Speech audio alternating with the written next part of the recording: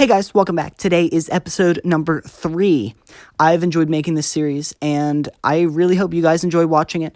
So let's get into the episode. Today is the 4th of July, the 186th day of the year 2020. So that means there are 180 days left until 2021.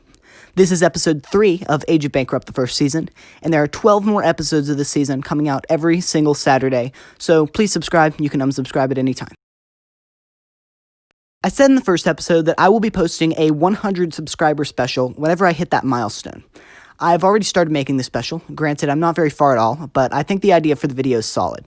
I won't be revealing too much, but I will say that it has to do with every number up to 100. I plan for it to be the longest video I've uploaded this season, and I promise that you guys will love it.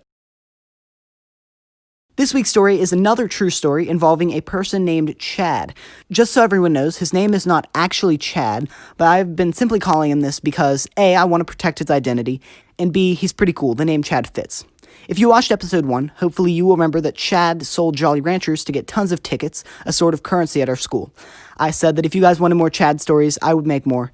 And it seems you guys like the story, so today I'm going to be sharing a story about Chad and his Nintendo Switch. In 7th grade, I had quite a few classes with Chad. Out of our 9 daily classes, we had 4 classes together. We also rode the same afternoon bus. One day, Chad got to the bus, sat down, opened his backpack, and pulled out a brand new Nintendo Switch. We played a few rounds of Super Smash Bros. And ended up just eating Jolly Ranchers for the rest of the bus ride. The next day, we had a substitute teacher in English class.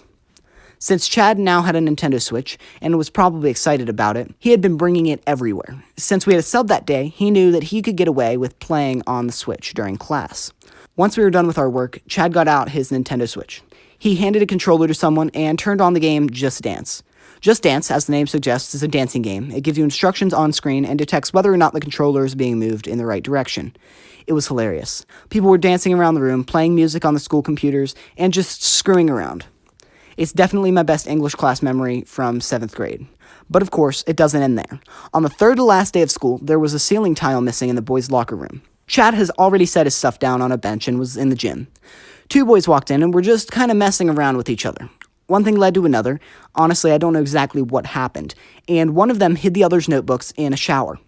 For some reason, the one whose books were taken blamed it on Chad. After gym class was over, he took Chad's Nintendo Switch and threw it into the ceiling through the missing tile. After we tried to get it down, the bell rang. Chad had lost his Nintendo Switch. Honestly, I think we can all agree he didn't deserve it. So that's the story for today. I hope you guys enjoyed it. Remember to leave a like and subscribe for more stories about my good friend Chad. The featured comment this week comes from the 2nd episode of Agent Bankrupt, the first season. This comment is from Why Did I Pick the Name? Thank you to everyone who watched the 2nd video and everyone watching this one. I feature a comment every single video, so if you comment below, hopefully you will be the next one with a featured comment in the next episode. This week's video title should make sense to about 39% of my audience. The Day of Independence is referencing the American holiday of Independence Day. This is the anniversary of the day that 13 American colonies declared their independence from England. I don't want this to be too much of a history lesson, so on to this week's puzzle. The puzzle this week was definitely an odd puzzle, but it's very easy to explain. I also want to mention that the person who got this puzzle correct was the only person to attempt it. Just like last week, I encourage everyone who's watching this video to watch my next puzzle video and try to solve it for yourself.